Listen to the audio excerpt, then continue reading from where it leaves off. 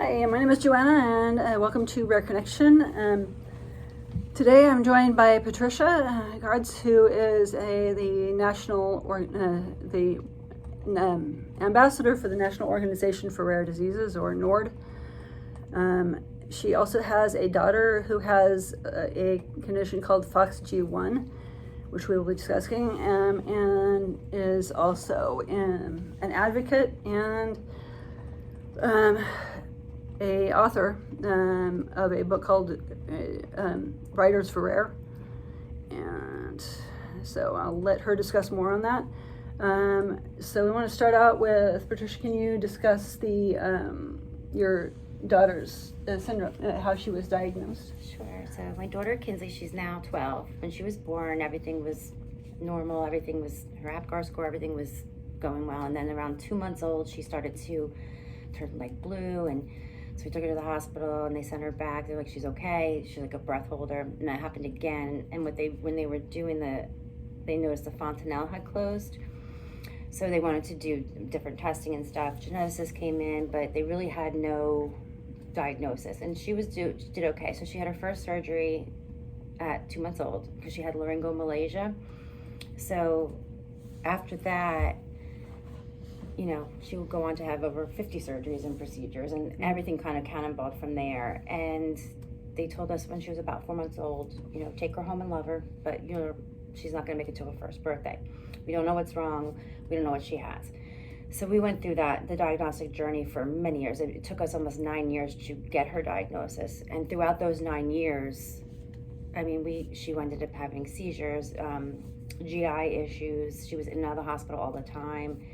And, multiple hospitals, multiple doctors out of state here and there. And, we finally got her diagnosis. Mm-hmm.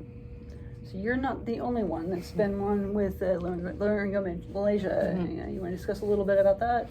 It was funny because she just, you could hear, we had a very long driveway in the house that she was born in, and you could hear her from the bedroom window if you went out to get the mail, the sound of it. It was just it's a stridor, and it was so loud. So if she cried or got upset, it would get more exasperated. But the surgery did great. It fixed it, and we kind of thought, okay, the blue spells are over because it was the Laryngomalacia, not knowing that all these other things were about to come.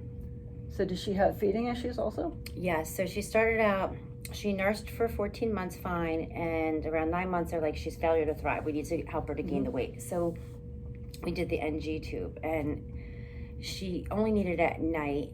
And every night we'd wrap her up like a little burrito and have to put it all the way down. And it was horrible because it was a 2-man crew, so our lives drastically changed. 8 o'clock, my husband and I had to be home to do that.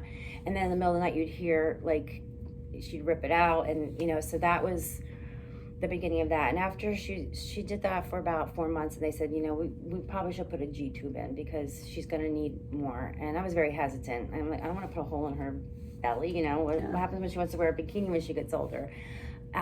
But we did that, and it worked for a little while, not long before she started to have more issues. So she wound up with a J tube, and then they proceeded to do a Roux-en-Y, which was, at the time, there's only 5 done in America. It's something tying up the jejunum, and because you can't reflux out, but she still could reflux out of that. So now she had a G and a J hole, and that lasted until she was about 2.5, maybe 3.5.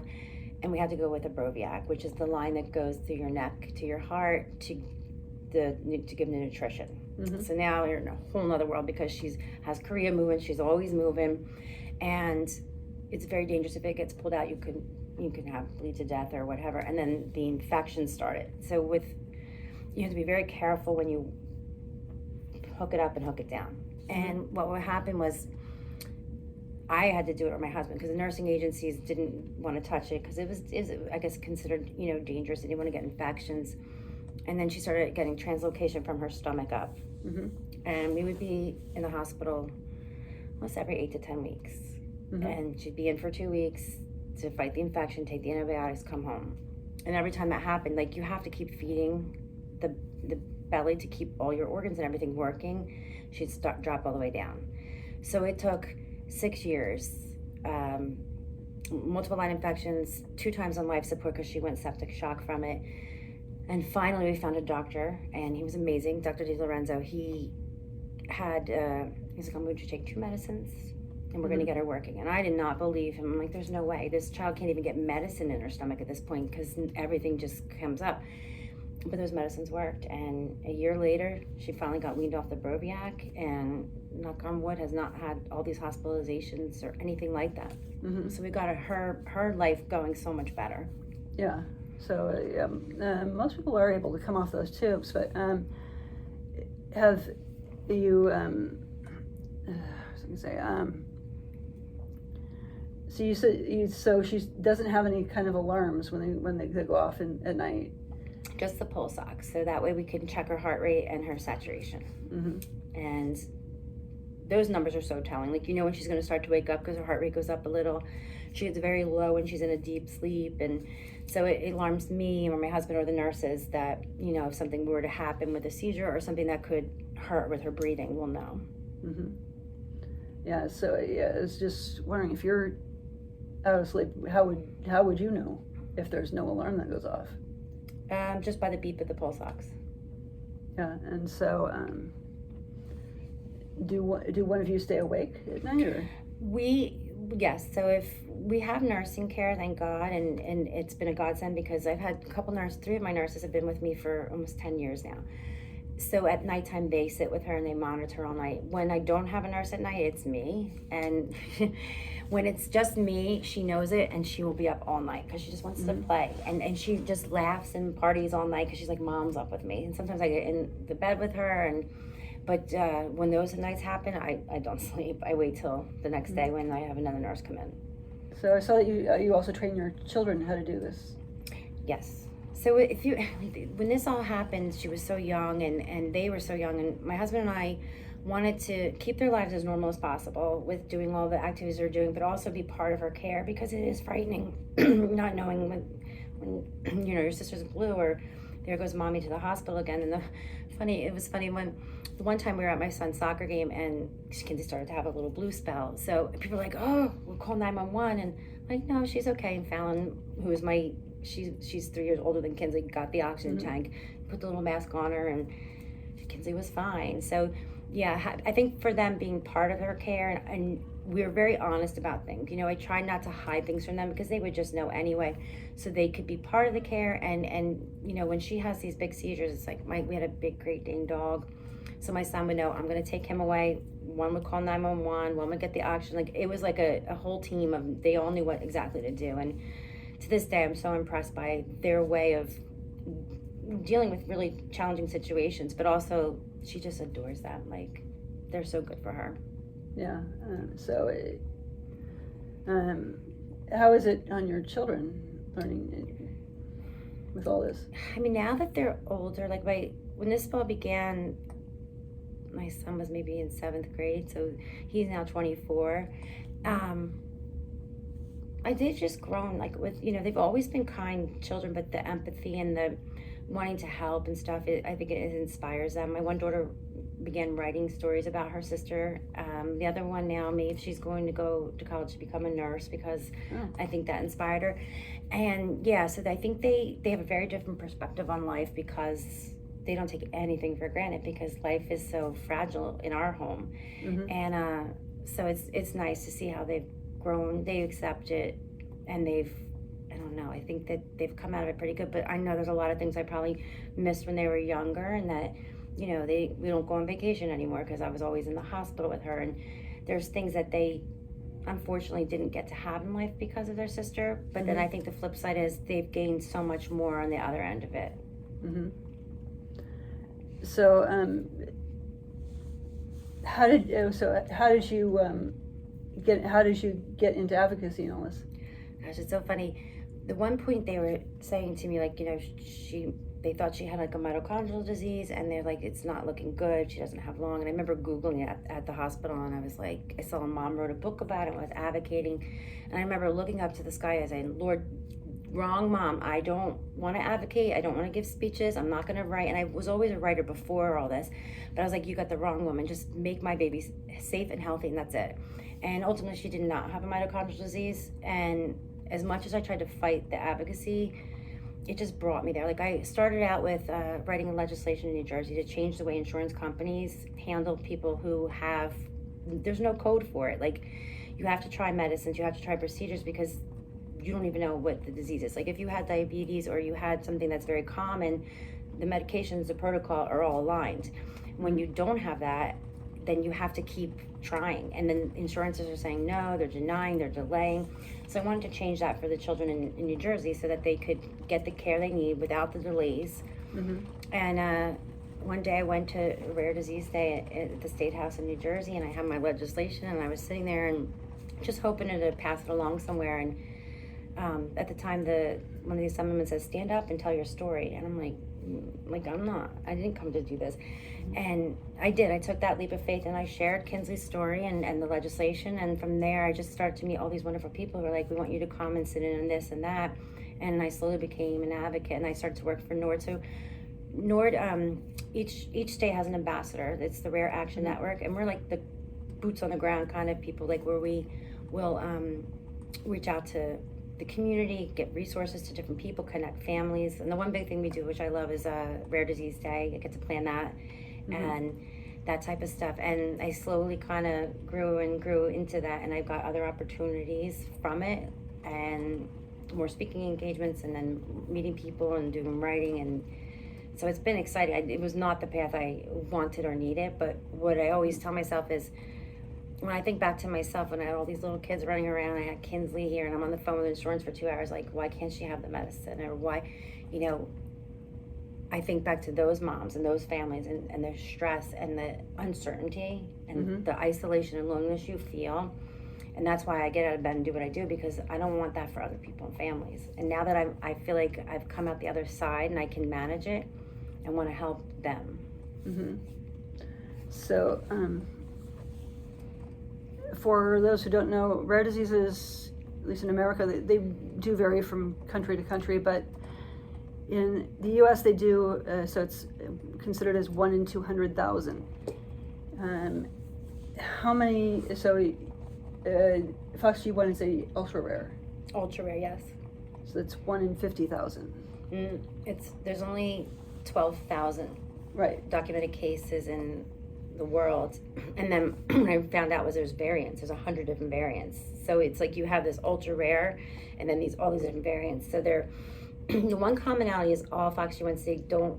They're not able to speak, but some can. They don't have tubes. They can walk. They can do other things. Kinsley says "mom" in her version, "mom," which is, I love that she can say that. And like most people, parents who have FOXG1 will tell you, like, they speak with their eyes, and there's a special language that you develop because they are nonverbal. And that's another part of the advocacy. Like, Kinsley can't speak up for herself, so spending time in the hospital with doctors and having to advocate, she can't say it, so I had to, and it changed my life because I have a different voice now, and it's much more powerful because of her. Because otherwise, I'm a mom of 5 children, I'm just doing my daily stuff, and now I'm fighting for her services, for her care, for everything that she has. So, So does she know sign language at all, or no? Does she write, or can she use pictures? She uses like an eye gaze where she can look at the pictures and stuff, and she has like a button she can pick. But ultimately, she'll look with things. Like if you meet her and you get to know her just for a few hours, you'll know her signs. Like if she's done playing, she knocks things off. If she doesn't like something, she'll give you a pouty lip. Always smiling for the most part. Never cries unless she's having pain. And then if we were here talking and she was here, she'd be kicking her feet like, "Hello, talk to me, I'm here." So that's how she communicates. But the eye gaze, like, she'll look at pictures and she can pick choices and stuff like that, like colors and different type of things like that. So she actually understands what the pictures mean. Yeah, she understands everything people say, and I always try to let people know that, like, when you're talking around her, she knows what you're saying. Like, sometimes me and my daughters I'll be talking and about something like inappropriate that she would, even as a young baby, like, she would laugh at all the appropriate or inappropriate parts. Yeah. She gets it, and she also feels the vibes of people around her. So I'm very cautious to make sure that she's in this, like, nice bubble of happy people. Like, if I'm very stressed out or upset, I take a beat. Like, I don't want her to my energy transfer on her. It's like when I'm in the hospital room, like I'll have to walk away and, you know, keep it. I don't want people talking about her and like, you know, this diagnosis or this or that in front of her, because it's she knows, and I don't want to respect So that. that's really common even with people who are verbal, who are, you know, perfectly fine off. Most people with disabilities want to be treated just like anybody else. Yes. And you will see people talking to a caregiver. They don't talk to people with disabilities. And so they feel left out. Yep. And somebody with a rare disease, it's even worse because you're isolated as it is. Yes. And so we don't have that connection unless you've had, or we're part of an advocacy group, or which a lot of people don't know about. Right. It took me 48 years to meet somebody with my rare condition. Wow. So 48 years. Yeah. Mine is one of the more common ones. It's called homocystinuria, and it is considered as 1 in 200,000, but it varies. Most common in Qatar. It's related to PKU. Okay, I know about PKU. Yeah, PKU most people know about from the heel prick when you're born. Right. They were the first ones to get that. Wow. Back in the 1960s, and the newborn screening is it's. What are your favorite foods to eat that are? So summertime I do a lot of salads, but I do have a part of my YouTube channel is call it Rare Chef. There is an underscore in between Rare and Chef. And I also became a caregiver, and so within my state, the DHS program has a. So this is a national program. DHS has home care workers and personal support workers that help out on the children's and the child side. There's also personal care attendants who deal mostly with mental health issues. That's a huge piece of it. I think that is starting to really come to the forefront, like the mental health aspect of how it affects a patient or the caregivers and the family, and there needs to be so much more support there. A lot of times I hear about like rare diseases in like teenagers and stuff. A lot of times it's just diagnosed as you have mental issues. Like if they with the stomach issues, oh, you have a mental issue, or you know, and it just, and like you said, like speaking to the patient, a lot of times I've heard that they speak to the parents while the teenager's there, like, hello, I'm here, like talk to me and help. And that's a big part. A lot of people I speak with are trying to help empower their, you know, the younger children who are old enough to speak and talk, and let them be part of their journey and their caregiving and have a say in it, because just because you have a rare disease doesn't mean that you're not completely all there to do that, you know. And sometimes that gets missed, and it's important for doctors to know that they need to speak to the patient, and I think they have to have a little different approach. Like I'm lucky, I feel like I found some amazing doctors who were really good to Kinsley and to me. I mean, I wouldn't be in a hospital like 2 months straight, you know. That's my family, that's my home now. So I was blessed to find doctors who didn't give up and kept pushing and doing what they needed to do for her. Like we had to go way outside the box for a lot of her treatments, but it's important. And then mentally speaking, your whole life goes upside down, and you're trying to like figure it out, and there is no support. Like when people would say, what's wrong with Kinsley? She didn't have a diagnosis. I'm like, I'm going to list 21 symptoms. No one wants to hear that. And it was just so hard because, you know, they're back in the hospital again, and you get the meal trains and you get the support. And I was very supported by my community, which I'm still very grateful for, but you're just different. You're at a different pace now, and people, they leave you behind because you're not doing what you used to do socially, or, you know, and it definitely changes you. So you mentioned that what kind of things have you learned from Kinsley? I learned, I mean, I've always known love, but unconditional love, and the trust that she has. Like no matter what, she trusts and loves everyone around her, and you'll be in this situation with her and she just looks at you, and not with panic or fear, but you got this, Mom, you know. And I feel like that's been a beautiful thing for me, because I didn't always trust everything and everyone around me, new perspective on life completely, like what really matters compared to what doesn't.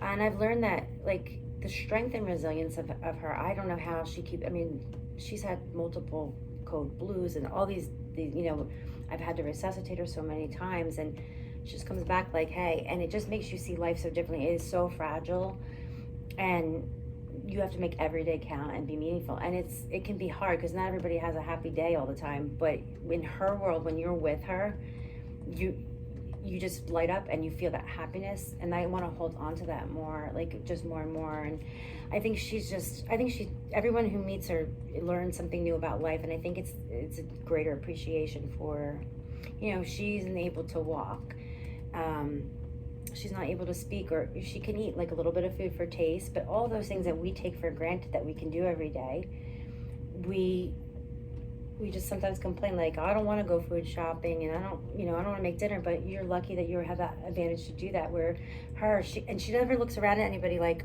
oh, you're eating, you're walking, and gets frustrated, which is very nice. But it's just like when you see life through her eyes, she's like a little gift that just makes you realize that you can have very little things in life and have the biggest, most happiest life. You don't need all of that other stuff, and that's been an important one. And like I said, she gave me a lot of confidence in my voice, because now I feel like if I gotta stand up to a doctor or to this person or that person and stand up for her or myself or my other children now, there's no hesitation. Because when you have Kinsley, who can be in life or death, you can't hesitate, and you can't be scared to hurt someone's feelings, or you can't be like, oh, I'll keep this inside. You got to let that out, and you got to be fierce, and you got to be on point. And I love that, because I think that's how I was as a child. And then through my 20s and 30s, you kind of like, I feel like a lot of women lose themselves because you're listening to everyone's criticisms about your children, or you have teachers and doctors telling you what to do, and you have coaches and other moms and everybody. It's like so much judgment and pressure. Well, is your child doing this, and what's his grades, and what's her grade? And you lose yourself, like your boundaries fall. And now I have them back, and it feels good. Like I know who I am, and like I say, my circle is like a little polka dot now, like by my own choice. Like in the beginning, a lot of people fell off. I don't think they knew what to say to me or how to be. But as time went on, and I started to realize other people, if they're not going to bring happiness, and they're just going to bring commiseration, and I don't mind people complaining at all, but when it becomes like that type of thing, I don't have time for it. Like I want to enjoy every moment with my daughter, my other children, and my husband, and that's it. So I feel like any life I was wasting on other things, it's gone. Yeah. So as we mentioned this off before the podcast, but there is a program called it's an app actually that the fire department put out because they need help with CPR because they're so swamped, and it's called Pulse. Okay. And you can actually get a lot of practice with CPR on it. There's not enough people who get practice with CPR. People forget, and so that's why you have to get recertification every 2 years. Yes. And it changes. It's changed. Some of the things have changed. Yeah. But we took baby Pete CPR, my son's 24 now, when he was a baby, and like the way you did it then compared to now has actually, the standards have changed. So. Yeah, and also a lot of people don't know just chest compressions.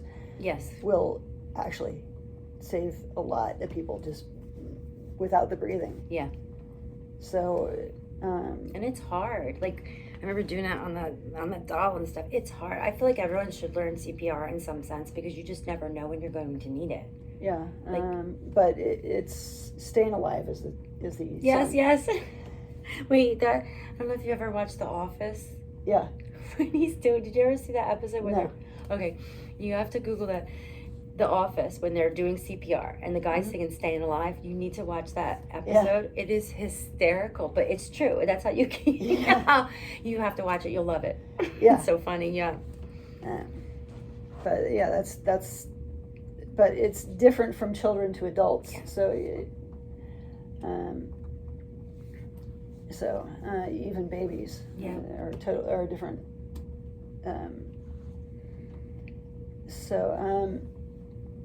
So you did have to get certified. Yeah. And then we just got recertified about a year and a half ago because she started having the seizures that were so bad that she just needed to be resuscitated.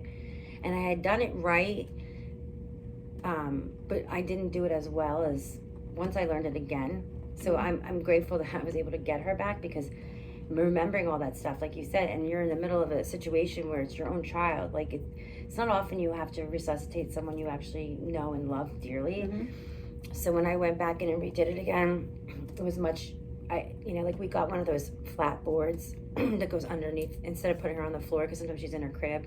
Because when we did it in the crib, like it's too soft and stuff. So we learned a lot of different apparatuses that could help slide it under and get her going in an emergency. Yeah. Now they're even starting to teach it online, which I don't know if I trust that. But they have this kind of a box thing with a light inside, and if you don't press hard enough, you won't pass. Right. And so that's how now the Home Care Commission is starting to teach it. Is because most of the stuff they do isn't in person now anymore, and since COVID. Right. So much of the world is turning towards Zoom and other things because nobody wants to leave the home anymore. Yeah. And we've become even lazier than we already are. It's so true. And the truth is, like, Zoom has been my best friend because I can do all my different committees and advocate from home. I can be peeling the potatoes for dinner. Kinsley can be there if need be. And so I love that because I can work and do all the committees and all that I need to do from home.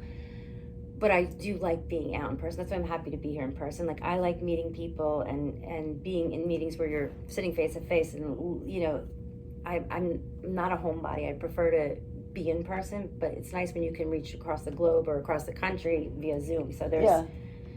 So I've done about 10 podcasts that are international. Okay. The last one was with Make-A-Wish Foundation, which was the 3rd anniversary episode.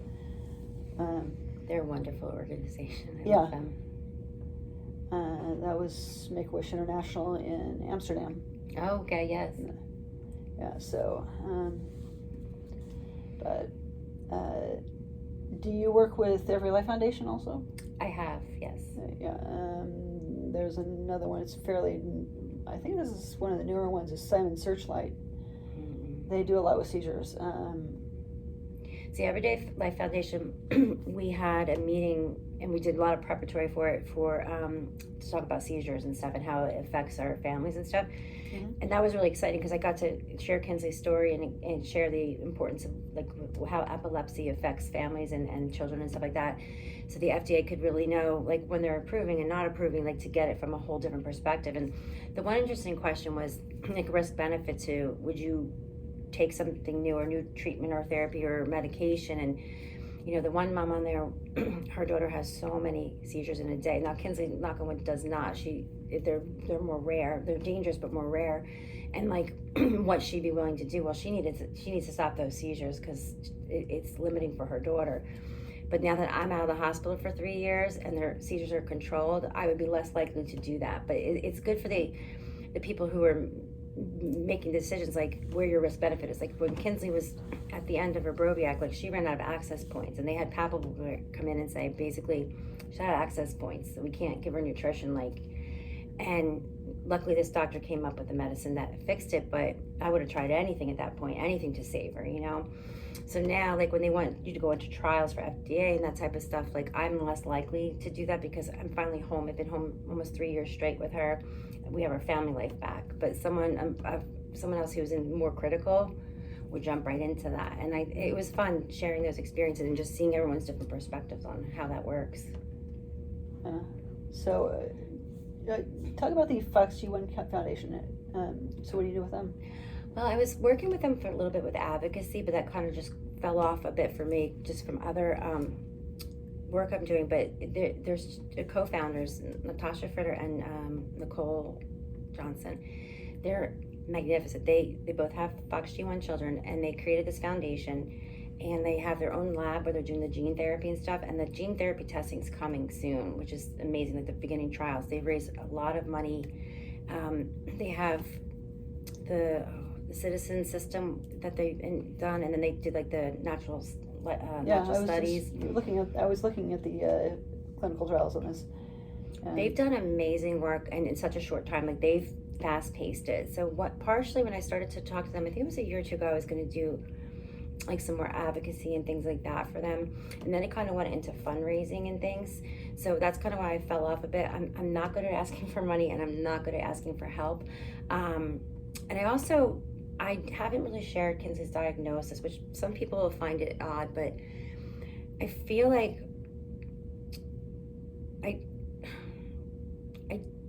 I feel like I want to protect some of my privacy and hers, you know, and then like I am sharing a lot more about FOXG1, but I didn't. Initially when I got the diagnosis when she was 9, like I really fell into a hole, which was weird because it didn't change how she was cared for or anything.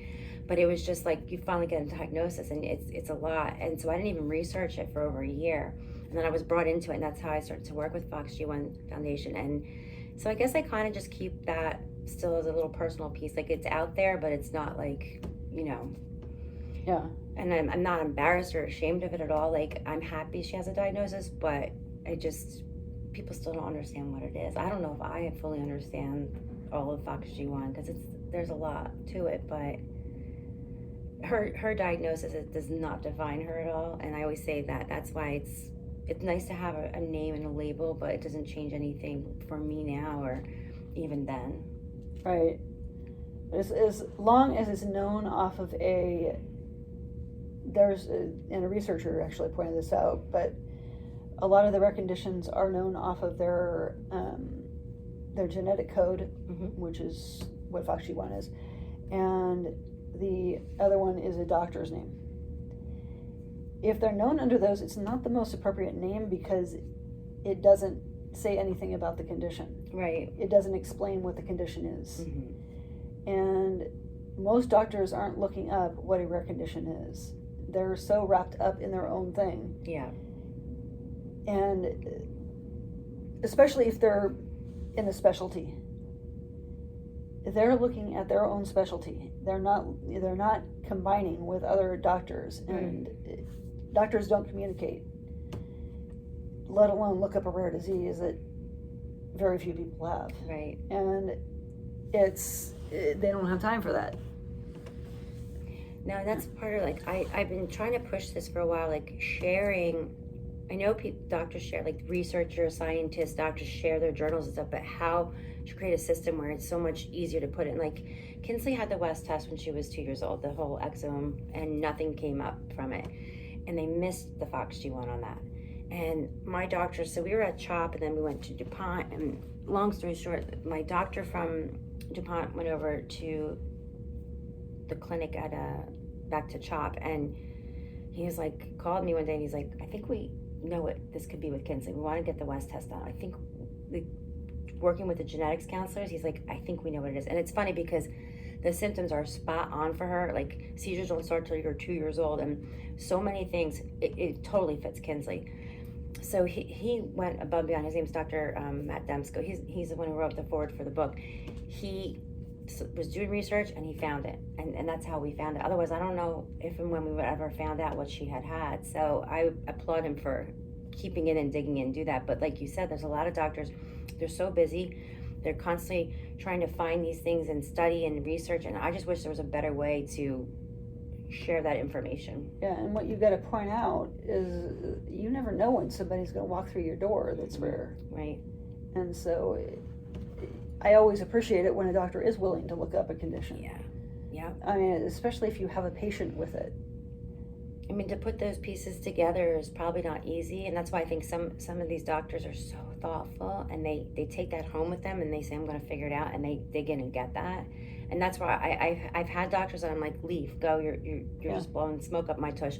But then the ones that are good, you can tell, like, there's a different way about them. And one thing I would love to tell parents and people in general and patients, like, you can question your doctor. If you don't agree with what they're doing, or you want to ask why you're doing this test or what this means, you have to have that voice. Because I grew up with, your doctor says this, you take some cough syrup, you do this, and you follow it. And then with Kinsley, when things didn't add up to me, and like there was odd things, I was like, wait a minute, they're not God, they don't know everything. I could ask for someone else to look, or I can question like why, like they had wanted to do a spinal tap on her, but they'd already done the test So the spinal tap was just extra. And my husband's like, we're taking her home. What's the point? We'll wait for this other test to come in, which will come, So like, I think people, even with mothers who have perfectly healthy and normal children, like you have to sometimes question the doctors. And like my daughter broke her arm. She was 18 months, Maeve. She fell. I brought her to the doctor, and he's like, it's not swollen. Do you really want me to put x-rays on her and radiate her? And I was like, oh, I guess not. Brought her home. 4 days later, I'm like, this, and she didn't, none of it, we've all broken bones. We don't swell, we don't bruise. And I was like, it was Halloween, and she was in a little angel costume because her big sister was the devil and she was the angel. And I'm like, something's not right. So we finally got the doctor to write x-rays, and then it was Halloween on a Friday, and he's like, it was broken in half. And he was like, oh, well, no one's going to cast you, wait till Monday. I'm like, I'm not waiting till Monday. She's already had this boo-boo arm for, 4 days. So I went to an orthopedist right before they closed, and they sang Heaven Must Be Missing an Angel to her because she was in a little angel costume because she was scared. She was 18 months getting her little cast on. But, that was my first time with doctors being like, maybe they're not always right. And he was like, I can't believe you want to put x-rays on her and radiate her. I'm like, I just want to know that her arm's not broken, So I think it's important that people don't just follow protocol because that's not always, especially if you're rare, because you don't fit any of the protocol. Yeah, a lot of rare disease patients also have multiples. I love this line, but he's actually an author also, which a lot of the rare disease patients are authors, but this is probably my 6th episode of Our Connection. Some people collect stamps, some people collect coins. I seem to collect rare conditions. I really need to change my hobby. I love that line. That is. And wow. But it does fit. I mean, I know people with 30 different rare conditions, and so it's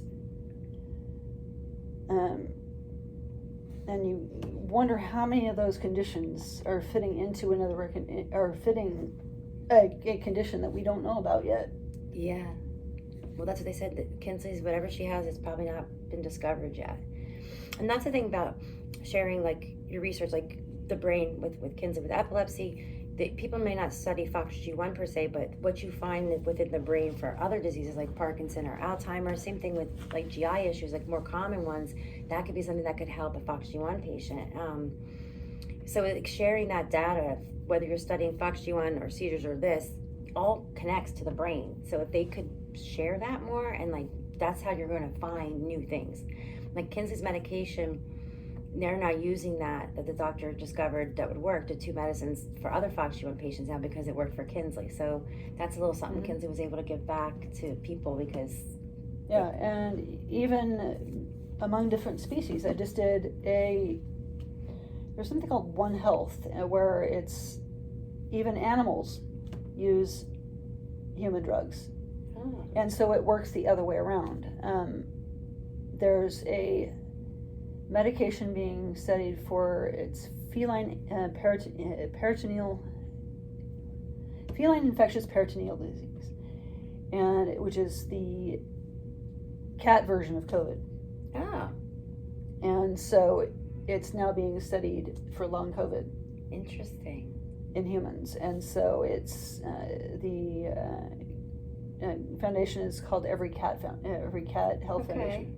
That's interesting. And so but you think about it, human drugs are used for seizures and cats and all kinds of things, and so it works both ways. Like ivermectin for horses, I use that all the time, but that's what, I have a holistic doctor, and that's what I used during COVID to prevent it. Like I took them every weekly thing just to kind of prevent it, and then when everyone got COVID, it helped ease the symptoms. So it's funny because that's what they use with horses, and it's actually a very good drug to take and helpful. Yeah, this one's called remdesivir.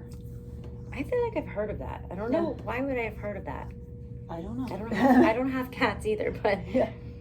And so there's... a lot of the drugs are repurposed, and aspirin, blood thinners. A lot of the seizure meds are used in cats or other animals, even dogs. So they're interchangeable. Yeah, they are. But you have to know the species, and so you still want to talk to your vet, but Yeah, that's interesting. I never thought about that at all. Neither had I until I did the podcast. I'm like, yeah, this could work. And so, yeah, that's interesting. And so you think about the different connections, and so but season 6 of this was almost all repurposed drugs. Because they are starting to use a lot of repurposed drugs for other conditions. That's what saved my daughter's life. Yeah. And so but one of the researchers also pointed out this when he's studying a drug for both McKean-Albright syndrome and Duchenne's muscular dystrophy is what he's using this drug for. He's one of the researchers in Washington, and they're both for that specific condition. Now Duchenne's actually has a cure. It does? Yeah. That's interesting. I did not know that. But he also pointed out that the rare diseases are now getting a voucher, and so they have more people studying them. Yeah. Because of the financial issue, it was why they weren't being studied. But if you also go overseas, people don't think global, you can go outside of the country and people travel for care all the time, but people don't think about doing it for a clinical trial. You can do that for a clinical trial, and people are, especially with the rare diseases, ultra rares especially, some of them, the people have lost everything. The neurodegenerative conditions, I really feel for them. They've lost everything by the time they're 4. And kids that could speak 2 or foreign languages, and I know there's one kid who passed away from one of the conditions before he was 7. And was playing chess as 4 years old. I'm like, what kid plays chess at 4? Yeah. You know? I mean, they were going to put him in a advanced class in kindergarten. I didn't know that existed. Yes, I didn't either. It is so sad. And I feel like that with Kinsley, this has always been Kinsley. Yeah. But I can't imagine being an adult or a child, where you have, like you said, your life is normal, and then all of a sudden, bam. Yeah. I think that is probably a lot harder than experiencing what I did with Kinsley. We grew together with this, and we learned together. But to lose your functionality is a whole different. Yeah, and you also don't think it also affects the whole family. Yeah. So this is something that I'm sure has affected your entire family. Yeah. I mean, my family, I guess in so many ways,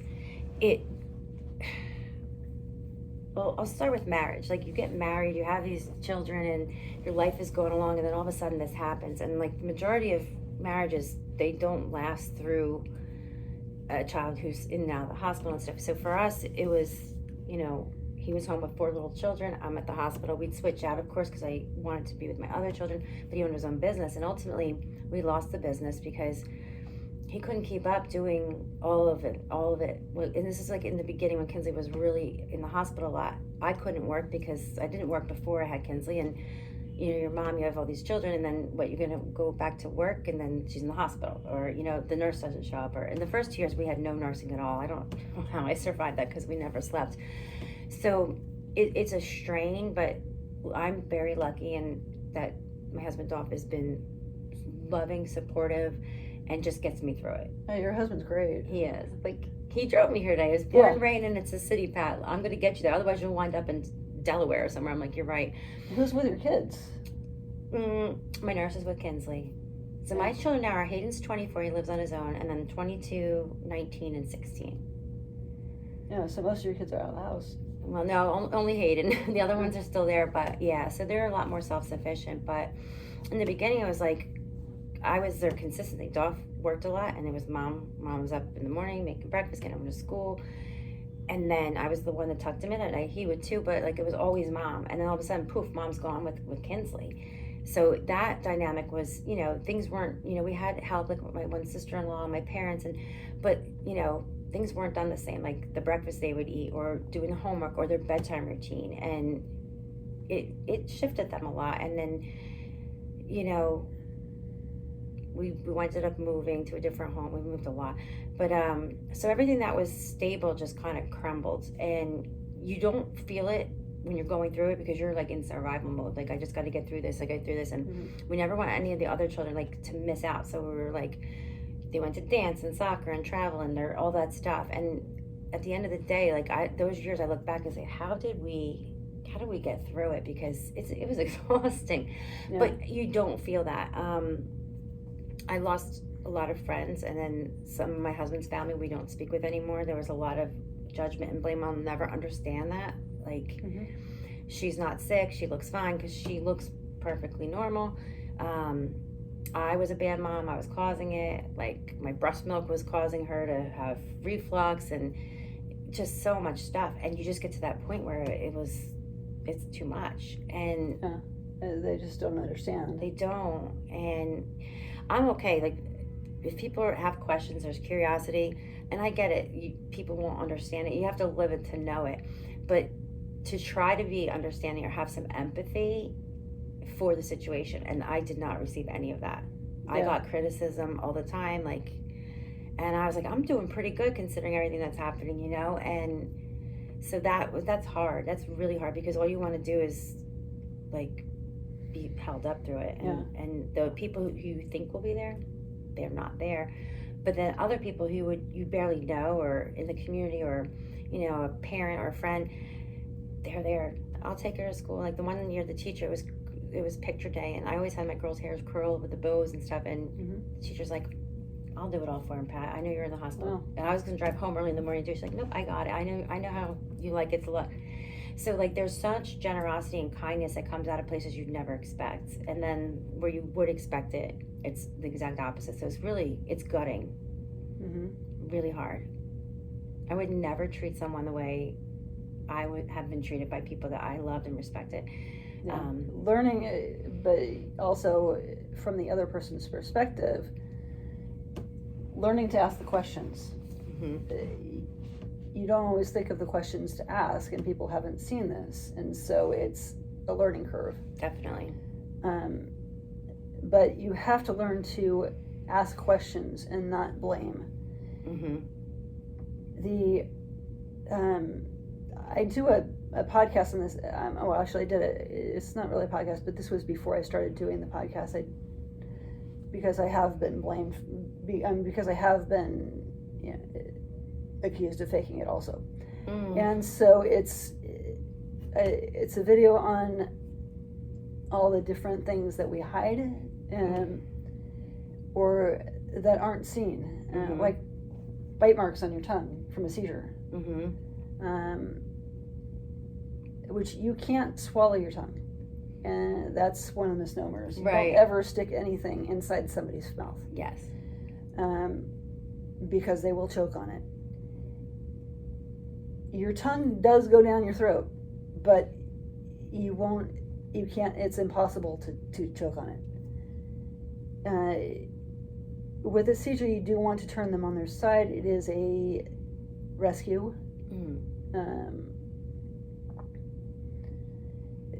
That's considered the rescue mode, because you will throw up. You will actually asphyxiate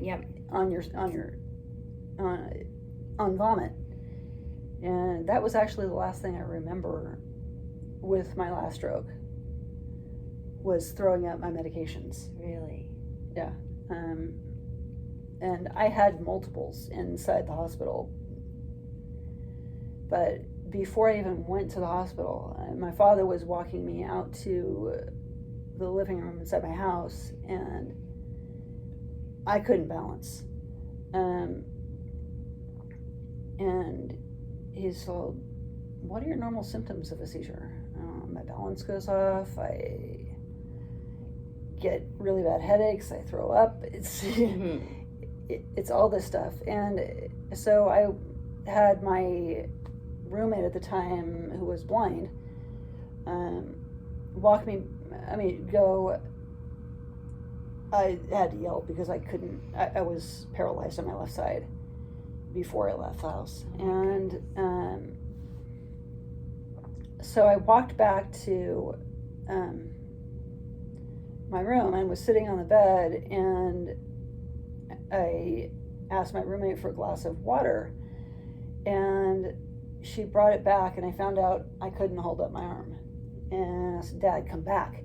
And I should have called 911. Yes. And she actually asked me, do you want to have 911? I mean, I had visions of this before, but I've always been turned away from calling 911 because it's emergency, and so you don't really think of yourself as going through an emergency situation at that time. Are you scared? Yeah, it was scary. When you wake up and your left side is completely paralyzed, you can't feel anything. I welcome pain. Pain, wow, that's interesting. Because pain at least is feeling. Wow. You know you can move. Mm-hmm. When you're numb, you can't move anything. Wow, and so it's a complete learning curve. You have to learn everything all over again. I had to learn to talk again. I had to learn to walk again. It's like the 2-year-old kid walking from parent to parent. And you want to say, like, hello, how are you? Yeah. And it's not coming out. It's coming out, but it's like you're drunk. And then you want to be able to move your arm, and that must be so terrifying. You can't lift your arm. Can't lift your arm.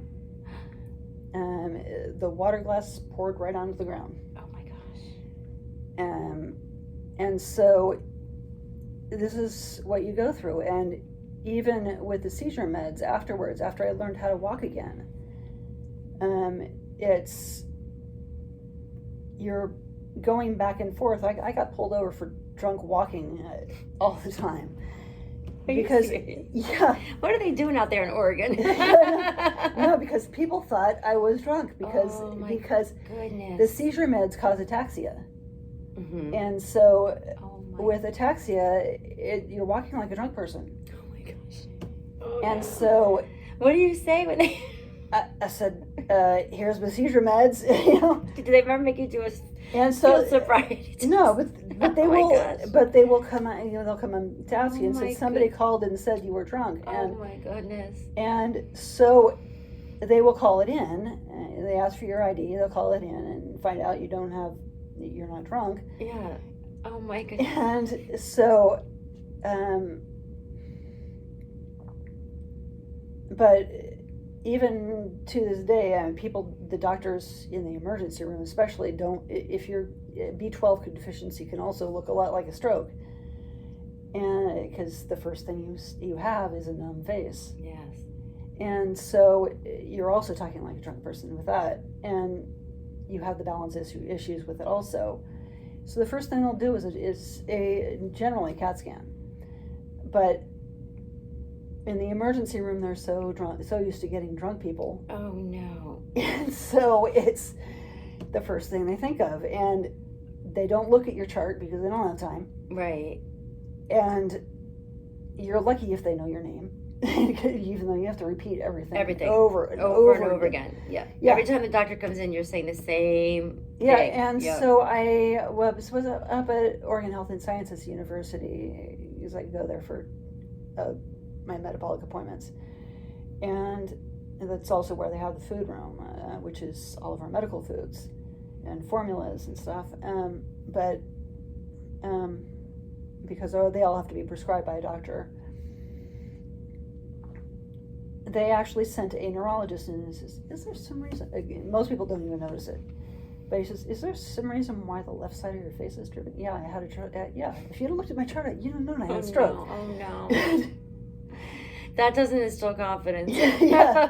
I'll be like, no. And this was a B12 deficiency, but they actually asked me with that too, and I'm just, this is before I actually knew what a seizure was, because they asked me, do why do you think you had a stroke? And I'm like just pointing. Yes. And because you think, at that time I could still think, had pretty good, I knew medical terminology and that type of stuff, but because I was studying as a CNA, my dad put me through CNA class. He recommended that I take CNA classes when I was younger, and I took about 4 CNA classes before I just said, they told me I wasn't fast enough at making beds. And so, at that time you had to be able to make a bed in 5 minutes. And I mean, perfectly like army beds. Right. Drop a coin. Yeah. And so, and they also taught you a way that you'll never, ever transfer a patient anymore. Give us a big hug. And really? that will pull you over. Yes. If the person is not balancing right. Right. And so they quit doing that. But yeah, that's how I learned how to transfer. Wow. Yeah. Give me a big hug. And it's, you don't do that. Yeah. Yeah. And so, yeah, things have definitely changed from what they once were with that type of stuff. Yeah, but the one thing I was grateful for, and this is because this is how I learned to walk again, was a gait belt. I learned to walk by, I was able to walk inside with a walker and a walker inside the hospital, but they sent me home with a wheelchair also. You don't know fear until you go backwards in a wheelchair up a stair. Oh. Because they have to pop a wheelie in order to get you up a stair. Yes. Even the one stair that's inside my house, it's scary going backwards. I have to remember that with Kinsley, because sometimes we pull her up backwards, and I don't know if she's like, oh my God, what are you doing? Or if she likes it, because sometimes the kids will spin her around it and stuff, but I don't like going backwards in anything. You know, like sometimes you're in like a bus or whatever it is, a train, I don't like going backwards. Yeah, going backwards is fine, but when you have to tip somebody, so it's you're like, am I going to go back? Am I going to fall over? Yeah, and you have to trust the operator of it. Yeah. Yeah. And so but going downstairs is really scary. But that was my whole goal with rehab, was going down my parents' cement stairs. Oh my God! Did you have that have no railing? I was going to ask you that. But I practiced all of the streets in there's a city, it's like Oswego in Oregon, where my mom lives. These people could own a mansion because I mean it's the rich area of Oregon. And when we moved from California, we actually could have owned a mansion. But my father was a workaholic. He owned he had the work of 4 people and was about to start another business when he passed away at 64 because of a knee surgery. Oh my goodness. And they didn't put him on blood thinners, and so he either had a embolism or a stroke, and we don't know which, because he chose to be a donor, an organ donor, and they had to take the organs right away, and so we couldn't do an autopsy. Wow. But I just know that he was in and out of consciousness, and I used to kick myself because I knew CPR at the time. When somebody can still breathe, it's too soon to do CPR anyway, but they couldn't get his heart beating fast enough, and so he passed away. I'm sorry to hear that. Yeah, this was 2005. It was the same year as my stroke, towards the end of it. And it was probably about 2 weeks after his surgery. But they just figured he's in perfect health. Right. I mean, my father is similar situation. That's when you're talking about going up and down the steps, and that. So my father got diagnosed with prostate cancer. His numbers were way high. He didn't take care of it soon enough, and they said, you'll be fine. We're going to do the cancer treatment. This was, I think, in January this year, and then they're like, just don't fall and break because it is in his bones. All right. On March 14th, he fell and broke. He broke his hip, and it's been such a long ride trying to get him back to, because he has bad knees. He had double knee replacement because we had a car accident when I was young, and then he doesn't bend, so he has trouble getting up. And like when you're saying relearning to walk and doing all that, I've been doing that with my father at the rehabilitation center, which I'm not happy with him there. Like they're not the keenest on what he needs, and it's kind of every day the same thing, and it's like we need to help him do more. But he just got home on July 5th finally after almost 3 months in and out of the hospital and then being in the rehabilitation center. So he is learning to rewalk. And when I think about the wheelchair and he's like, I need the railing to get up and down steps. That's what reminded me of with you. How long did it take you? It took me about a year. A year. Before I got walking again. But it's a lot of practice because I did a lot of walking in my parents, because all of the streets are intertwined, and you got to really listen because there's no sidewalk either. Oh. And so you listen for cars, and so it trains your hearing. And also at that time I was probably better at navigating because I got turned around inside the hospital a lot, so they worked with me a lot on that. The last day of rehab, I was in rehab for probably about 2 weeks before they released me back home. But they took us out to dinner and didn't tell us we would all have a task. Oh. That was a smart move because nobody would have gone. It was all something we all had to work on. And mine two were leading everybody back to the hospital and figuring out the tip. And you said you always get turned around. Yeah. Oh no. And did you guys make it back? Yeah, and he's all, they showed me the way over there, but then they said, you better pay attention because you're going to be leading everybody back. Oh my God. What if you led them the wrong way? I'm sure they would have corrected it. Yeah, that's fun. And how did you do with the tip? I'm not good with math. So. Math I was never good at, but yeah, they helped with that. But that's fun though. Yeah, it was an Indian restaurant that we went to. Probably not the best for me. I was gonna say because I don't know. You can't. Yeah. At that time, you're thinking because when I grew up, they just said, just follow a vegan diet, you'll be fine. Right. And so, and my mom still believes this to this day. It's not animal protein. And so, but it doesn't matter. Protein is protein. Right. And so, there's people who can have 2 grams of protein a day, and it's like, how do you survive? Yeah. That's straight medical food.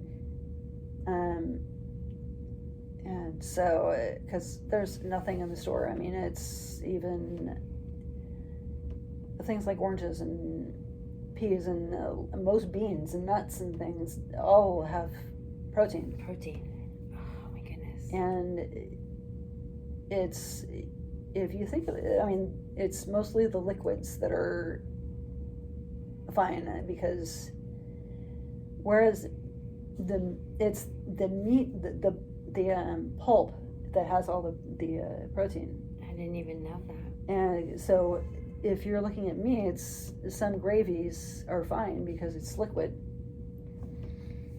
So I would say it's a wonder we're not walking amoebas because it's wild. Yeah, and so but all of the foods are trying to get more protein because people are muscle builders and they do all the whey powder and all that stuff to get fit, and it's wild, and your body rejects it. It's such an odd thing how our bodies are. Yeah, and so with me, I have to. So we learn to adjust diets, adjust recipes quite a lot, but like I said, flours or starches. With eggs, a lot of especially the Bob's Red Mill egg replacer has it uses, I believe it was corn husk that is in their egg replacer. Does it taste like eggs? Yeah, it actually does. But it's not an egg. But no, so with the egg replacers, I've learned add black salt. Black salt. Okay. It makes it look and it makes it taste and smell like an egg. But it's not an egg. No. That's pretty wild that they can make something that isn't that but tastes like that. And they'll also, it has directions on the Bob's Red Mill package to turn it into a whole egg or a yolk. Oh yeah? Yeah. That's interesting. How they can make that. It's in how much liquid you add. So but there's very few things that you need the whole egg for. And so most of it's just the yolk. In fact, if you use starches, you don't need eggs at all. Even if you go back on the recipe, the old Betty Crocker stuff, they made it just that way, so because of the homemakers at the time. We'll add an egg because to make this a little bit harder, because you don't need it. You don't need an egg. No. Huh. I didn't know that. And I do Betty Crocker. That's why I don't bake from scratch. Yeah. So a lot of those cake recipes, you just add a can of soda and it's fine. Really? Yeah. Any liquid it'll hold it together. That's interesting. It might get a little crumbly with some of the sodas, but it works.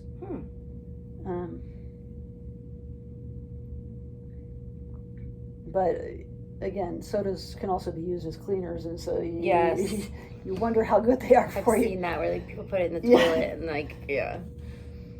and But so how do you take care of yourself? I like bubble baths. Yeah. I like to be in water. I don't think I took care of myself very much in the early years at all, because I always say the worst day is coming home from the hospital, because new medicines, all this stuff you have to matriculate yourself in, and then there's mail, the other children who are waiting, who've missed you, who need all your time and love and energy, and the housework, everything, and all you want to do is crawl into bed and just get in your own bed and take a shower and sleep. But I never did. I never could, because I wanted to give what I could to all the children. So I would spend this cycle of many days after just trying to do everything I could to be with them, make everything normal again. And then I usually would crash out after 2 weeks. I would just finally, all that I held in, I would just cry and release. So I take a lot of baths. That's my release. I love music, all kinds. So sometimes just getting in the car and blare music makes me extremely happy. Lately, I've been going through a lot with my father and my family, with him being sick, so my husband's been taking me to the beach. That's why I finally have a tan. Get in the water, sand, get grounded. So, but throughout the years now, I've learned different things. Sometimes I'll try breathing. I like to put my feet on the grass as much as I can and get some sunlight, because I feel like that's calming. But I feel like I take so much better care of myself now. But back then, I don't think there was anything I felt that I deserved to do for myself, because I had left my other 4 children. And so many caregivers are like that too. They don't take care of themselves. Right. And even the person that they're caring for is so dependent on them that they become attached to them, and it's the only person that they'll let take care of them. Yes. Caregiving, I've learned, that causes health issues for you. I've had multiple issues from it. So the first year of Kinsley's life, she slept on top because she didn't really sleep. So I had back surgery when I was pregnant with Maeve, 8 months pregnant, a laryngectomy. So after that first year of Kinsley, literally sleeping on me, and the stress of it all, I had to have another back surgery. But they wound up taking too much out, so I was bone on bone. So that following year, I'm crawling on the floor. If you have a bad back, bad spine, it's misery. You just can't move around. So I had to have a spinal fusion, and 2 weeks after the spinal fusion, I'm in the hospital with her, and I'm laying there, and obviously I can't lift or move her, but you get home, you're driving when you shouldn't do, all this other stuff. So that was one of the big things that wore and tear on me, is my back, my physical. It definitely takes a toll. Sleeping is hard for me now. I just wake up, my mind racing, and I used to be able to hear every little sound of hers. We have an air condition in the room nonstop all year round, because otherwise I can hear her in the night if she's awake, if she's moving, if she's crying, and I'll just jump up and want to like go be with her. So I have that noise to kind of like, so I can actually rest. It's hard like that. So like a lot of my sleep patterns, and that gives you all the other issues in your health because you're tired, and like I have constant knots here. Like I don't think they're ever going to go away, and I don't know if it's now she's bigger to lift or if it's just like the constant like stress that has to be relieved. Do you have a Hoyer lift? I do. Yeah, a lot of people say that they don't have enough room inside their home for a Hoyer lift, and they actually have ceiling Hoyer lifts, right. But they're normally only used in a facility. You can get them from the home. I have seen videos on it. Yeah, I have a friend who has one for her son. And it goes around the ceiling. I would love to talk to somebody who, I've been desperately trying to find somebody who has one. I'll give you her information. Yeah. She's lovely. She's also an Nord ambassador as well. And she wrote in the book, and yeah, she's great, and she'll give you a lot of information on it. Yeah, because that's something nobody knows about. Yes. It's one of the few, one of the things that a physical therapist can teach you a lot about. I learned so much from physical therapists. Yes. And occupational therapists too. Occupational therapists have all the toys and stuff. I would love to be an occupational therapist. But it's just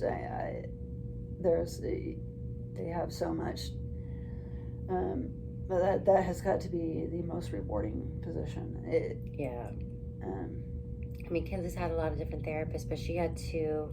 Michelle and Joe were with her for the longest time, and they just watched her grow and progress, and they would come up with all these fun different activities to do, and she would just be so excited to do them. And seeing her progress, like that's one thing. She's never gone backwards with things, but like, you know, she didn't have a pincher grip. Now she does is pinch me. But like going to midline, and like now she can hold things in her hands and do things that she never could do. So when you're watching the therapist and they're watching her for many years learn and do it, like you can see how happy everybody feels about it, because you put all this time and energy into this little girl, and she's giving it all back. Like she works hard in her therapies. She works like with a little gait trainer, like she has a stander, like in the gait trainer she goes backwards more than forwards, but you know, she works so hard. And that's the other thing I think about the perspective is like, you know, people are at the gym working out or playing sports, and they're like, oh, this is annoying, and that's human nature. But like for Kinsley, like she has to do this so that she can, you know, stand tall or like just be, and she just puts her whole heart and soul into it. Like there's no like, well, I don't want to do this today. Like she'll do it, and then when she's done, she's done. But I love the therapists. I think that they've done amazing things, and I really enjoy, and I learn from them, because I'm like, oh, I'll try and do this and that. So you learn different fun things that you can do with her. And I was a teacher before, so I have some background in that type of stuff. So I always like to like create my own little things for her, like she would have in her classroom, and then the teachers and stuff, like they'll give you all the follow-ups at home. Like she's in a normal school this year. She had to be homeschooled most of her life, so it was nice. She went to a full school year, which was huge because she never could before. Yeah. And she loved it. So and now she's in summer school, so she gets to go there, and they let me shorten the day, so she's there because she doesn't get up early, so she goes 12 to 2:30, and they're great. This school district has been wonderful. Yeah, you think about it, speech therapy does way more than just speech too. Oh yeah. Because I was learning math skills with them. I was learning filling out job applications. I mean, they did so much more than just speech. I think I worked with speech therapy more than I did with any other therapy, and it just I had no idea. Speech therapy even works with feeding. Yeah, we did feeding therapy when she was little. Yeah, and so you just don't think about all this because it's called speech therapy. Yeah, there's something right. Like the OT and stuff, like when you do these little things, like my dad was in rehab, and the one woman I clearly had a stroke, and she was just picking up little cotton balls with a spoon, and that's what we did too. Yeah, they would paper clips and things. Yeah, she had paper clip. Yeah, and to an outside person, you're like, well, that doesn't look that hard, but that's rebuilding those skills. Right. So it is interesting. Like, you know, I learned a lot in watching my dad do the therapy, and they taught me how to, like, how you turn him, how you move him, and he's a large man. He's tall, Yeah. and so obviously I'm not moving him, but just how to help him, like the cues, like where you touch them, so they know this is where you're supposed to be and stuff. So it's definitely a fascinating job to have, and you're seeing people progress, which is, I think, always amazing. Yeah, I mean, it's interesting, all the different, because a lot of this stuff is now advertised on my Facebook page because of Rare Connection and everything I do, but there's now sit-to-stand wheelchairs and even Hoyer lifts, so it's, I've actually worked with one of the sit-to-stand Hoyer lifts, but there are things that people don't think about, and these are ways that people who have mobility issues can regain strength again. And it used to be thought that after 6 months you would never gain back, but you still gain it back. That's a muscle. You can gain that back. Even your eyes. I was trained only to use my right eye when I was younger. Now my left eye is taking over, and my right eye has to become my lazy eye. Okay. Because I can only use one eye at a time, because it causes double vision. Oh, okay. I had 2 dislocated lenses when I was younger, and so they taught me that if you use both eyes together, it causes double vision. This is the same for Marfan syndrome, because with homocystinuria, Marfan syndrome is one of the closer things that it's misdiagnosed as, because it looks so much like it until the lenses dislocate, and they dislocate just the opposite, which is how I was diagnosed.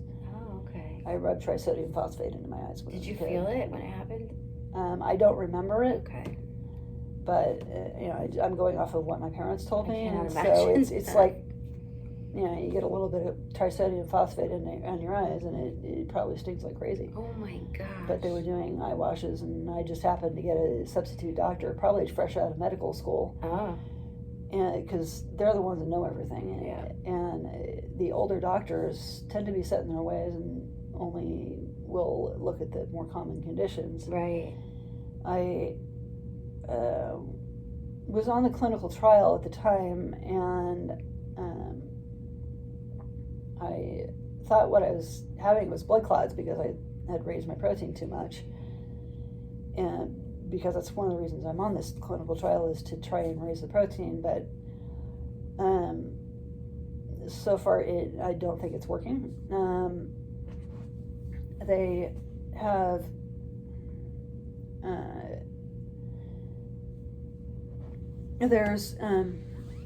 I was surprised at how much the doctor did. She waited till she knew there were tests that she couldn't do while I was inpatient.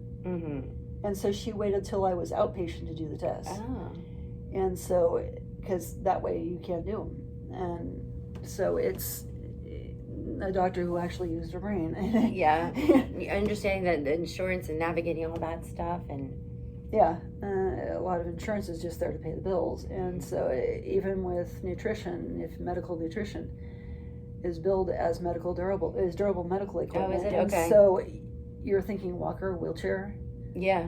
Nutrition and doesn't quite fit. And no, it doesn't. But this does not compute. And so there were 2 years where they said you switched to Medicaid. You switched to Medicare, and so now we can't cover this. And so you go back and you fight it, and oops, our mistake. And so it's tough. And so. It's like, everyone says it's like a part-time job, dealing with insurance and billing and ordering stuff and getting it all, It is. That's the bane of my existence. You have to do it, but it's... And the doctors are so much better about it back east too, because they deal with it a lot more. Yeah. It's interesting. The head of HCU Network America, HCU is the medical abbreviation for homocystinuria, which is why I'm here for this conference, which starts tomorrow. But they have, she posted a map one year. It's changed, but it's and so does the coverage for 4 different medical foods. We're trying to get this passed nationwide, and have been for years. They finally changed the name of the bill, which is great because it wasn't getting through under the Medical Nutrition Equity Act.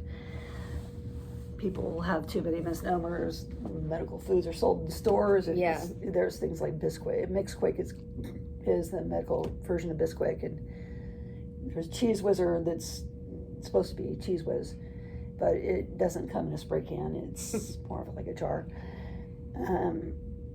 Some of them aren't sold anymore because of different therapies that are coming out and that are helping a lot. But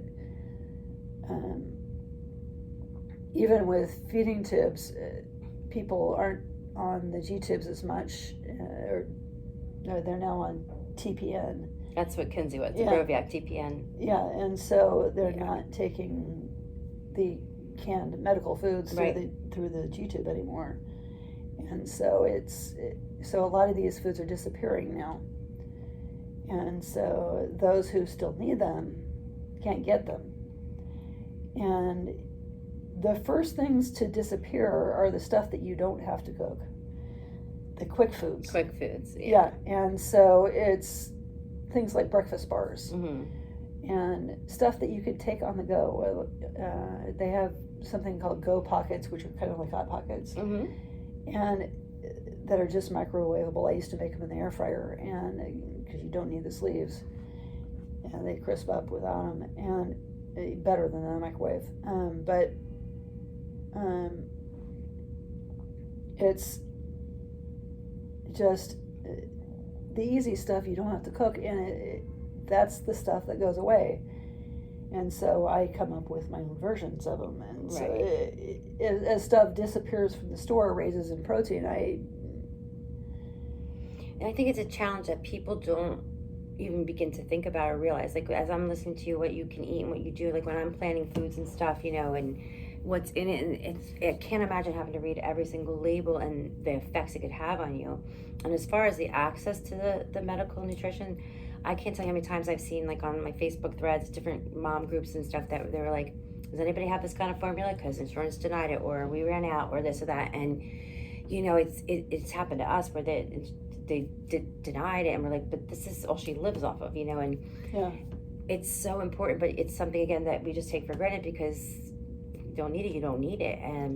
And like her formula, at one point they denied the feeding pump to give it to her when she was on the TPN, and they're like, well, she has to use a 50% rate. I'm like, she's at a 4.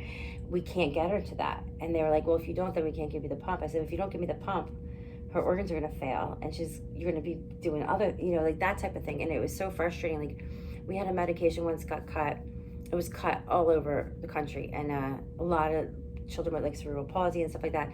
And 4 weeks after, we couldn't refill it. They put her on something different. 2 weeks later, she was in the hospital with a bleed, throwing up blood everywhere.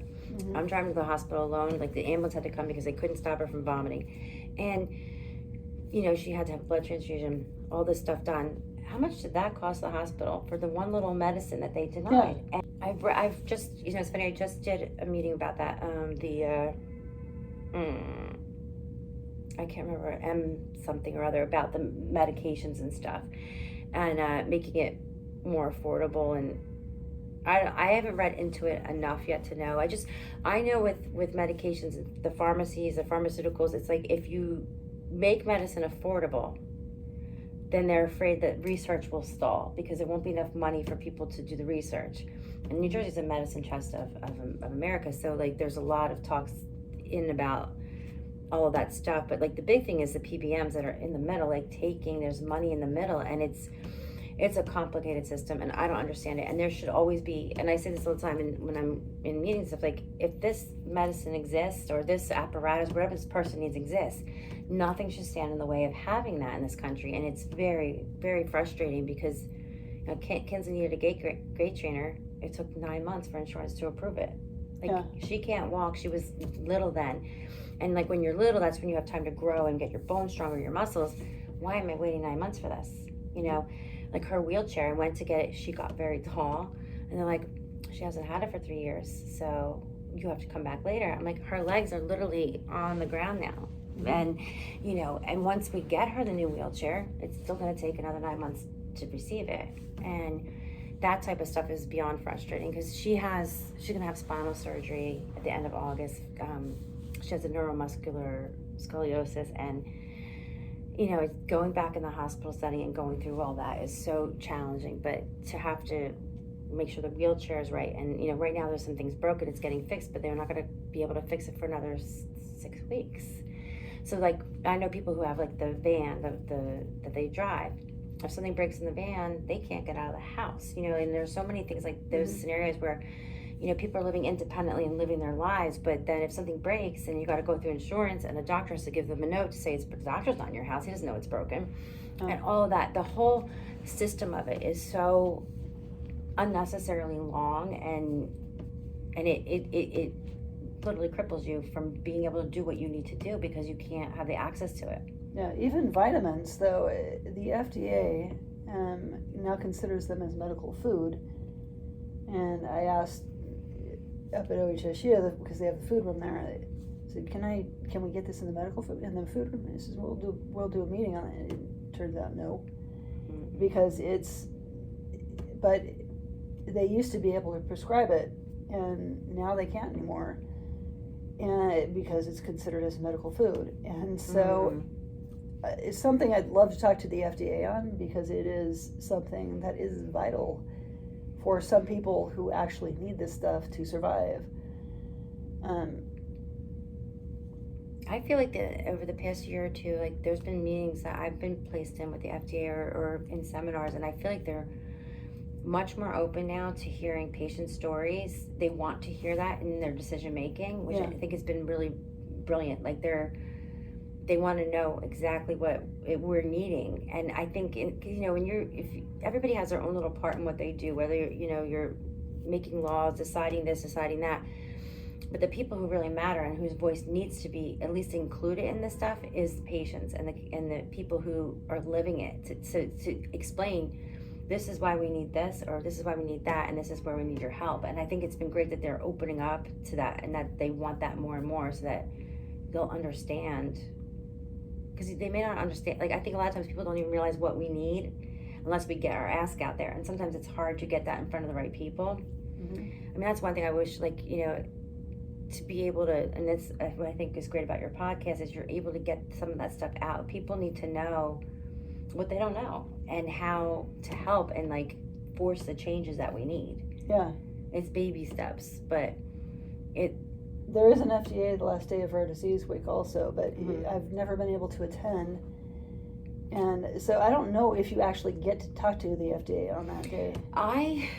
So I have talked to the FDA through the everyday life, but for the RDAC, the Rare Disease Advisory Council of New Jersey, last year we would go to the summit and we were there, and I've met this FDA lady once before, I cannot remember her name, but she was on a Zoom call and we were able to talk and stuff back and forth about different things. It was very interactive. It was good.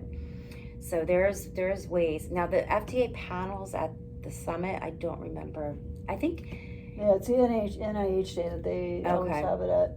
I went to a bio summit 2 years ago, and when the doctor that was on the panel spoke, I, like, darted out the room to talk to him because I wanted to share and ask him some things. So I think if you can find them when they come down, you can get their ear. Yeah, they're all very open to that. Like, it's because I know you can talk to, like, Senate and House and that type of thing, but both in your state and in DC. But how much of it they'll actually do, that's, you know, dependent on your state and whether they're Republican or Democrat and all that stuff. I hate talking politics on this, but it's sometimes necessary. Yeah, I noticed on the audio side that New Jersey is huge. It's all over New Jersey, but video not so much. But I do get a lot of people from New Jersey on the audio side. I've always wondered why, but it seems to be the biggest territory ever since Nutrition Equity, which was the first 13 episodes. Yeah. And this goes way beyond just the podcast too. I've also connected people by email and Facebook groups. I have a Facebook page for it. There's clinical trials, getting into the research side of things, with drug repurposing and different things that are coming out. But it's just, there's so much more to it than just the podcast. It goes way beyond that. So it's more of a community than a podcast. I admire the work that you do because you're connecting people, you're getting resources out there, and I think that's part of the advocacy role is, it's cliche, like if I can help one person, but I have connected people with things they didn't know existed. Like New Jersey has a lot of different resources, and if I can connect them and help them, I feel like I'm winning. And now, like what you do with your podcast, like all the information people can gain and learn from it, and also knowing that you don't have to be in politics or you don't have to be at pharma to make a difference. You can tell your story, you can write your legislation. There's so many different ways to move that needle. And it's important because you want your voice heard. Like you know how many times I've had dreams where I was just dreaming and I couldn't speak the words, I couldn't get them out, and I realized that was me, like just the inner like silencing of everything experiences. And now that I'm open about it and I talk about it, because in the beginning I didn't share much about being in the hospital. Like people would be like, are you doing okay? I'm like, yeah, like I never really opened up because I felt like it would be selfish to complain about how I feel being there when my daughter was on tubes and wires and stuff. But actually, like when I finally decided to open up, I've grown, I feel better, and it's actually grown the network of people that I can touch now, and they can now feel open to talk and then meet other people. And it's been a nice journey for the past 8 years to like I've met really great foundations that do a lot of nice work, and I'm just in all of it. And I think that's what people have to realize, like we can't take these big leaps. We have to, if we just keep inching forward, that gets us closer to our goal. And that is, my goal anyway, is to educate people, connect them, and just find a better, healthier way to provide for my daughter and other families, because that's really what we deserve and we need. And I think we're definitely not a neglected population, if you will, but unseen. And I think it's because it is rare and people don't know how to interact or engage and don't know what we need. We don't even know what we need sometimes. So I think that if you take that veil down a little bit and let people in, it touches that point where they can start to help more. And me being closed off didn't honor Kinsley at all. Like sharing about her more and more is what really honors her and her life, and that's kind of my mission. Yeah. So what was your turning point on that? I mean, what got you to actually open up about that? I'm a writer, and I have like literally 5 or 6 novels, half done, almost done. I have a sequel to the one novel that's not done, and she had been in the hospital a lot, and I had a life coach who I would do it online with. And the one story, it's Route 66. It's about a boy on his journey with his grandfather, and she's like, I was sharing a piece of it. She's like, this doesn't sound like a boy on a journey. It sounds like you when you were his age and what you went through. And she's like, most writing is all your real life, and it dawned on me. And I just talked about things to her, and she's like, why do you feel the need to not say like it's crappy being in a hospital and I hate this? And I'm like, because I don't want to look like a complainer, and I don't want, I feel, she's like, well, and that kind of conversation changed it to, and she's like, you should share your experience in life. She goes, because you're honoring yourself, you're honoring your daughter, and it's going to heal you from all of this stuff, and it's going to help others. And when she said that, it clicked, and I started, I do different writing, like I write for a blog and different things. So I started to write about it, and I found it empowering, and I was like, yeah, why do I? And if someone says something about me, I used to be a people pleaser, and I used to care what people thought. That went out the window a couple years ago, and now that I don't care what people think, people say things, that people are always going to say things. I'll say what I want. I'll be very honest about my feelings, and it's been the best thing for me. I feel stronger, I feel independent, and not caring, like letting go, because I used to carry everybody's emotions, and now I carry the emotions of those who matter most, and that's it. So, and I think it's just helped me, and I hope that helps other people to realize it's okay to scream and to cry and to be upset that you're in a hospital and you don't know what you're doing, your child is sick, and you, it's okay to be scared, it's okay to not know what to do. Like, you feel like I always felt like I was to be in control, everything is like this. Yeah. I don't know why I felt that way. I mean, that's how I was brought up. Like, I feel like I was always, no matter what was going on, I was smiling and happy, and just, I kept forging forward. And I don't think I ever stopped until I had Kinsley. And I had to stop because my life stopped. I was in a hospital. There wasn't much I could do but reflect and, like, go through, like, a spin cycle of life. I think it's almost like a rebirth, because my life as I knew it was gone. And I had to rebuild from within. And that time off maybe in the hospital, I don't think I'm realizing that till just now, may have been what in some way saved me and brought me to the me I used to be. I never thought of that till now. But that's pretty, Kinsley, there you go. You know, well, Kinsley changed me, there you go. She opened my eyes and she let me be me without apology. And that unconditional love and trust that I guess I always wanted and needed, and maybe it came in the form of this beautiful little angel. Yeah. So, what advice would you have for others? Advice for others would be like, and I know that this is, again, so easy to say, but go easy on yourself, be kind, because it's not easy and it's not normal. It's not how your life, like the life you thought you would have, it changed, and you have to embrace that. Don't be so hard on yourself, because I would beat myself up over every little thing here, there, and have grace with yourself, because, you know, you're in this whole different world that you have to figure out again, and figure out how to, like, you have to learn to walk and to talk and deal with all these things. It's new, and it's not what everybody around you who seems like they've got it together, and you feel like you're like, oh my God, I'm a mess. They're not dealing with the same situations. They don't have those same experiences. So I always tell people, like, just go easy on yourself, forgive yourself, and just, like, you know, everyone says self-care, which when people would say that to me, I'm like, oh, you want to watch all my kids while I go self-care somewhere, you know? But I think you have to find one little thing that you can do each day. And, like, for me, if I can take a bath, or, like, listen to some music, or find something in me,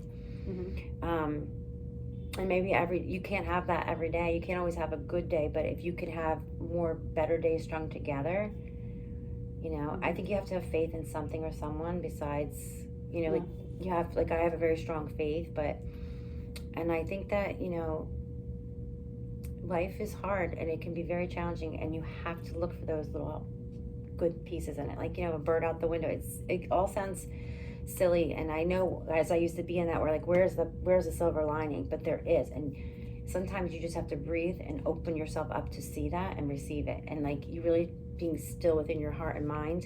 And it's not easy, you know. With me, it was like everything's falling apart, but then I'd see Kinsley smile, or she'd giggle, or something like that, and then you take that and then you just keep building on it. But go easy on yourself, because you're doing the best you can, and even if it doesn't feel like it. I would go to bed every night with guilt, like, I should have done this for this child, I should have done this, and it just, you know, do the best you can. You can't, it's really difficult to dream all the same. Well, that's it. As much as you try, it's hard. Yeah.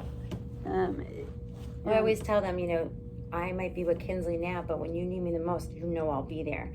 And it shifts between the kids. Like, someone will be going through this situation, so I'm all there, you know. And that's just with anything. Even if you didn't have a special daughter, like, you got to shift it, mold yourself to the one who needs you the most. And then, you know, and they all kind of really understand that and respect that, and then they had to rely on each other a lot more too if I wasn't there. Like, my older daughter Skylar would, like, read books or help tuck them in, like, so they kind of built their own little tribe, like the sub-tribe when mom's not here and dad's not here, you know what I mean? So yeah, I mean, you also have the family that can help you out. So if you need that time away, somebody else can take over. So that's the advantage of having a big family. Yes. And that's the thing, like, I think a lot of people don't get, like, respite care. They don't get that time away. And they, that would be advice to give, like, you've got to find someone, even if it's for an hour, to just unwind. And if you are in a married couple, you still have to make that time for one another. And it's exhausting, but, it's hard, but you still have to try to keep holding on to that. And you're allowed to go get your nails done or go get a bite to eat or whatever it is that your passion is or that gives you that break. You still, you're still a human being living life, and you shouldn't deprive yourself of everything that you once had or how it was. I mean, because like they say, you have to be strong to help the person you love. Well, you have to also love yourself and take care of yourself to be able to do that. Mm-hmm. There's another app that I've learned about. There's one called Noom that will pay for.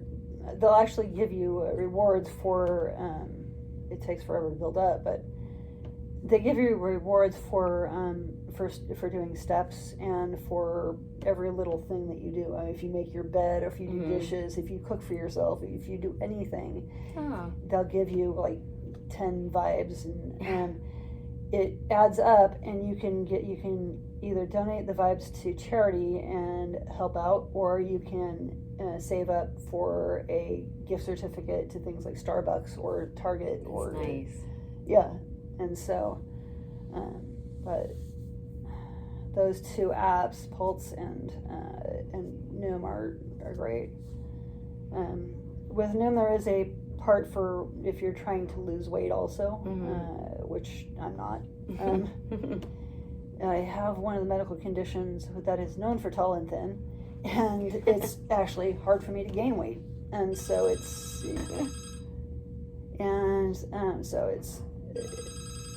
that's just but I think we'll end this now because my phone's probably gonna. Well, thank you so much for having me. Yeah, this has been lovely. Yeah, it's great for you to get away, and great for us to learn too. But thanks for being on and all the work that you're doing. Thank you. It's great that you're advocating and teaching people about Kinsley and all the work that everything she's going through.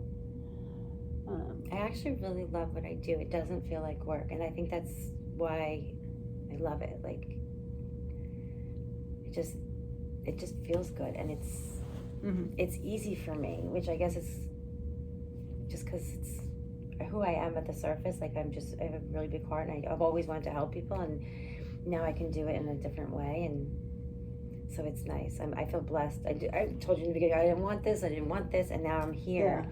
And I get to meet someone wonderful like you, and I've met so many wonderful people, and it's just been, I'm excited to see what the future holds, and I'm wishing you all the best in all that you're doing. It started out as nutrition equity, trying to, get all of the different conditions that were covered, but it blossomed into direct connection because I was trying to expand internationally. I had a friend who actually wanted to be on, that was from Canada, and as long as I was advocating for a U.S. bill, I couldn't take anyone outside the United States. There's also 10,000 rare conditions, and so this expands beyond rare connection. This spans beyond the Medical Nutrition Equity Act, which is now the Medical Foods and Formula Act. Somebody's knocking. Yeah. So, but anyway, that's time to get off. Anyway. Okay. Thanks for watching, and so we'll be on with the main rep and coming. the Pennsylvania rep who couldn't be here today because of flooding. Next week on the 15th. Yeah, lots of flooding out here. Thanks for watching, and bye-bye. See you next time on Rare Connection.